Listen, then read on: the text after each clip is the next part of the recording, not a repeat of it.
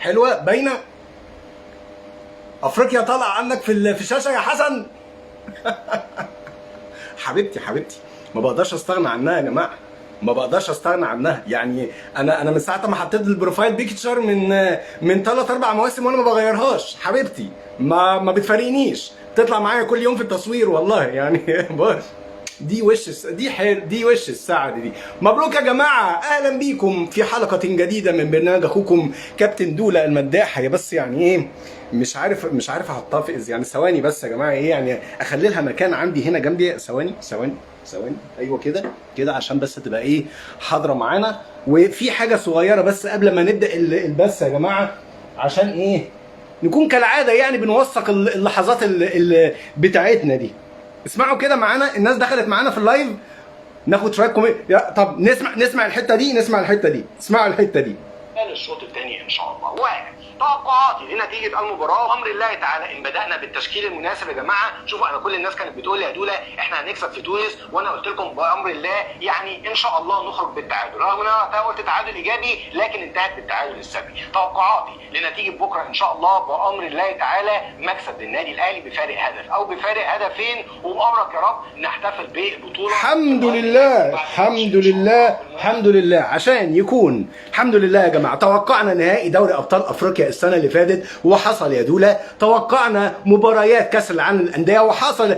واهلا بيكم في حلقه جديده ايه بقى، اهلا بيكم في بطوله جديده، والسلام عليكم ورحمه الله وبركاته. حلقه جديده من برنامج اخوكم دوله المداح. الف مبروك يا جماعه، الف مبروك يا جماعه. انا البطوله دي يعني الماتش ده تعبني نفسيا والله العظيم، مش ممكن. كله يعمل لايك، كله يعمل كومنت، يتفاعل بقى على اللايف كده. عايزين نولع اللايف ونشوف كل الناس داخله كده. امل بدوي حصل مبروك علينا. محمود عبد الفتاح الف مبارك يا دوله، مبروك علينا كلنا. كريم درويش مبروك يا دوله، مبروك الاهلاويه، مبروك علينا. محمد قطب الف مبروك يا مداح، ربنا يبارك فيك يا محمد. ويا جدعان على ده ماتش، ايه الماتش ده؟ انا قاعد لاخر 10 دقايق مفيش دماغي غير سيناريو واحد، وعمال بقول يا رب الطف. سيناريو ايه بقى؟ سيناريو رادس بتاع ابو تريكه. ما هي النتيجه بنت لذينه مش مضمونه برضه يا جماعه. يعني احنا قاعدين على اعصابنا لاخر دقيقه، وبقول يا رب عديها على خير. الحمد لله عدت على خير، والبطوله ما تطلعش من قلب القاهره. مبروك 2 3 4. عد معايا بقى. اول واحده مبروك للنادي الاهلي اللي لما قالوا هيدفعوا من الضريبه الى يوم يبعثون حصل 4 بطولات افريقيا في 5 سنين، والقادم جاي ان شاء الله بامر الله تعالى. دفعوا من الضريبه ولسه بيدفعوا. مبروك على النادي الاهلي. الخزائن ان شاء الله ما شاء الله 4 مليون دولار جايزه جديده اهي. خد عندك 9 مليون دولار كاس العالم للانديه. في انديه تانية بتدور، في انديه تانية هتخرج بره البطوله ولا هتعتذر ولا ما اعرفش ايه عشان تخش مكاننا. يعني بسم الله الرحمن الرحيم 13 مليون دولار، يعني حتى رقم يعني ان شاء الله فعل خير للبطوله ال 13 ان شاء الله. عشان الناس بس الصفرة اللي بتقول لك هو الاهلي بيجي له كل الرعاه دول منين؟ هو النادي الاهلي بيطالب بحكام اجانب؟ هو هيجيب الفلوس بتاعت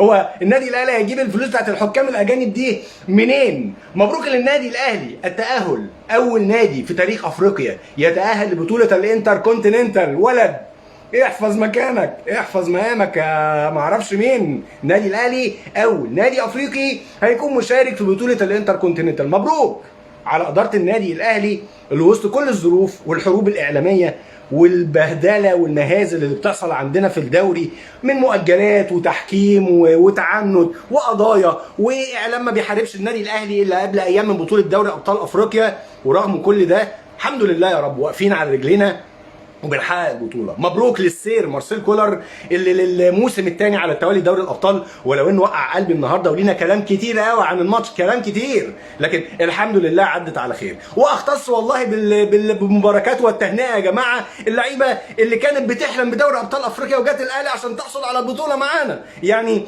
وسام ابو علي، مبروك لوسام ابو علي، الراجل اللي قال لك انا مباراه نهائي دوري ابطال افريقيا هي الاهم في مسيرتي. مبروك لمين بقى؟ ها مين؟ قولوا لي كده في التعليقات يا جماعه، نقرا شويه تعليقات. مين اللي هيكون المبروك ليه الثانيه؟ اللي كان بيقول لك مباراه دوري ابطال افريقيا دي حلم بالنسبه لي. انا من ساعه ما لعبت في الدوري المصري نفسي يحصل على بطوله دوري ابطال افريقيا.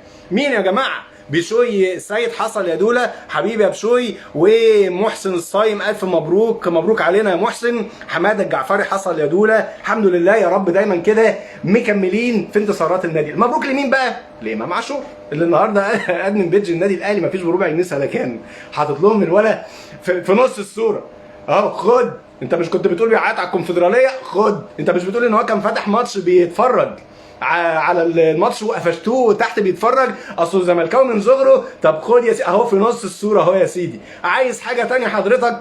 الف مبروك للنادي الاهلي على استمرار الانتصارات. دي حاجه ما بتحصلش في العالم كله، وده يجي من الشغل اللي بيحصل، من العقليه اللي بتدار بيها المنظومه عندنا. لكن حقيقي الماتش كان صعب جدا جدا جدا، ورغم ان احنا بدانا بدايه حلوه يعني كانت ممكن تبقى حفله حرفيا، لكن يعني هو مارسيل كولر كان واضح ان هو حاطط في دماغه فكره، والفكره ظبطت معاه من بدايه الماتش، فخلاص هو اتجه ان هو مرضي بالنتيجه دي، وهو عارف هيقفل الماتش ازاي. يبدو ان هو كان حاطط في دماغه وكان واثق ان فريق الترجي فريق ان اتعمل السيناريو ده معاه مش هيعرف يعدلها، وهو ده اللي حصل. يعني الترجي راح بكوره واحده كده في نص الماتش لكن ما ظبطتش، والحمد لله انها عدت على خير يعني. لكن اللي اتفرج على ماتشات الترجي كلها على مدار البطوله كانت حاجه واحده يا جماعه، الترجي بيروح يلعب هناك عشان يخطف جول، لكن الشوط الاول ما يستقبلش، وده اللي عمله النادي الاهلي النهارده. هوب دبهم جون في اول 3 4 دقائق، قتلهم معنويا، خلص عليهم معنويا، وواحده واحده بقى ابتدى يرجع ويقفل. في قرارات غريبه، في تغييرات غريبه حصلت. انا متفق تماما مع كل النقد اللي اتوجه لكولر النهارده، لكن في النهايه هو انت ليك الريزلت، انت ليك النتيجه في الاخر. البطولات يا جماعه او التاريخ ما بيفتكرش الاداء، بيفتكر مين اللي كسب في النهايه. قول لي رايك تحت في التعليقات كده، مين افضل لاعب ومين اقل لاعب، ومارسيل كولر تديله كام من 10 النهارده؟ يلا قولوا لي في التعليقات كده. وتعالى اقول لك ان انا في الشوط الاول ان احنا المفاجاه ان احنا كنا ممكن نزود جون واثنين وثلاثه، لولا بس بعض الانانيه اللي ظهرت من بعض اللعيبه النهارده.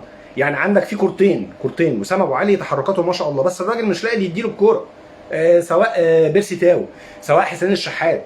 بعض اللقطات النهارده من امام عاشور كان وسام كان واخد اماكن كويسه جدا، كان يقدر ياخد الكوره ويسجل، وكنا نقدر نخرج الشوط الاول متفوقين بهدفين وبثلاث اهداف. لكن يعني للاسف احنا عندنا مشاكل كتيره في الفريق. الحمد لله دايما المنظومه كلها بتداري عيوب بعض اللعيبه، لكن احنا بقينا واقفين على ارض الواقع في لعيبه لازم كده شدت ودن، لازم بقى تجديد. احنا داخلين على موسم تاريخي، موسم بطوله انتر كونتيننتال، بطوله كاس العالم للانديه، الحمد لله جاي لنا عوائد ممتازه، لازم ان احنا نستغلها. مش عايز اقعد اتكلم على لعيبه دلوقتي واقول ده بقى ما يكمل ده ما يكملش، احنا في يوم فرحه النهارده، النهارده بالنسبه لي افضل لاعب في المباراه كانوا اثنين، اكرم توفيق وامام عاشور. اكرم النهارده عمل دور ممتاز جدا في خط النص بصراحه، الى يعني كان ليه هفوه كده في الشوط الاول لكن عدت على خير، لكن كان حائط الصد الاول بالنسبه لمارسيل كولر النهارده. امام عاشور كان ممتاز جدا، وكولر خسره لما نقلوا وينج شمال، يعني ده مكان اول مره يلعب فيه امام عاشور بصراحه، لكن طول المباراه اداء وفعاليه وعكس ملعب ورؤيه ممتازه جدا. رامي ربيعه النهارده وكل اللعيبه في الدفاع كانوا رجاله. بطوله علي معلول ومصطفى شوبير النهارده بيعمل انجاز للتاريخ، الحارس الاول في تاريخ دوري ابطال افريقيا يشارك في بطوله دوري ابطال افريقيا من بدايتها لنهايتها بكلين شيت. اعجاز يا ابني، ما شاء الله، الله اكبر عليك. وعشان تعرف روح وجمال النادي الاهلي النهارده، محمد الشناوي بيحتفل الكابتن ووراه مصطفى شوبير عادي تماما وسط اللعيبه، ما بنشوفش خناقات، ما بنشوفش حوارات، ما بنشوفش لعيبه، ما بنشوفش ناس عماله بتضرب في اللي واقفين بيسلموا الكاس. يعني شكرا يا غريمي، شكرا ان الغاغه اللي حصلت في النهايه عندك دي انعكست علينا النهارده في تنظيم محترم، صوره محترمه، تصوير. ايه الجمال والحلاوه دي؟ ايوه يا عم هاتوا لنا زي ما بنطالب بحكام اجانب في كل ماتش، عايزين مخرجين اجانب كمان. حلو كده، دايما هتطلع الصوره مشرفه طالما النادي الاهلي موجود وبياخد حقه، رغم ان النهارده ما خدناش حقنا في التحكيم. النهارده روجيه اوهلو لاعب نادي الترجي كان طرد مستحق من اول 15 دقيقه، اول 20 دقيقه. ده كان يتعمل له محضر في الكره اللي دخل فيها مع مروان عطيه دي. الحمد لله فضل ربنا وعدل ربنا الحمد لله كملت معانا، وكان ليه انذار تاني كمان في الشوط الثاني، يعني سيبك من انها مش طرد، كان ليها انذار كمان في الشوط الثاني كان المفروض ياخده ويتكل على الله، لكن ما حصلش. جان جاك نادالا كان متوصي بيهم النهارده، لكن الحمد لله عدت على خير، الحمد لله بطوله جديده للنادي الاهلي. نكمل بعض التعليقات سريعا كده عشان معلش انا اتاخرت والله في اللايف النهارده، يعني بحتفل معاكم يا جماعه، احتفلوا يا جماعه، افرحوا افرحوا. بطولة دوري ابطال افريقيا، سيبك من اللي يقول لك خش على 13 على طول، هنخش عليها بس نفرح وندي البطولة حقها ونتبسط باللحظات. انا النهارده كنت متعمد ان انا اخر البث شوية عشان اقعد اتفرج على التتويج وافرح بيه. نفرح يا جماعه، احنا اللي بنعمله ده اعجاز بأتم معنى الكلمه، محدش في العالم بيعمله.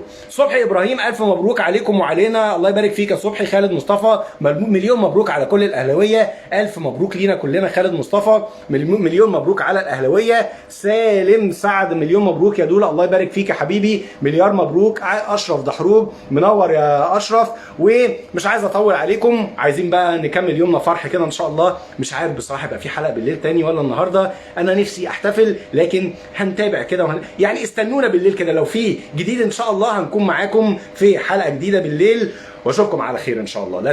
لا تنسوا الدعاء لاخواتنا، اللهم ارجعهم الى ديارهم سالمين، اللهم ارحم موتانا جميعا وارحم ابي. واشوفكم على خير في لايف جديد وحلقه جديده وبطوله جديده بامر الله تعالى. شكرا لكم ودمتم بخير، والسلام عليكم ورحمه الله.